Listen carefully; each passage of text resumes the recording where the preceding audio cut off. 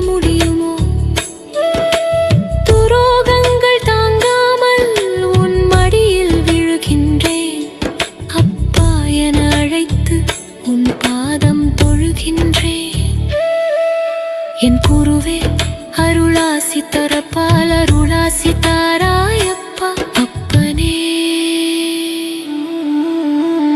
30 வருடம் நான் முட்டி மோதி அலைந்ததெல்லாம் செப்பாத துரோகத்தால் செத்து மடிந்த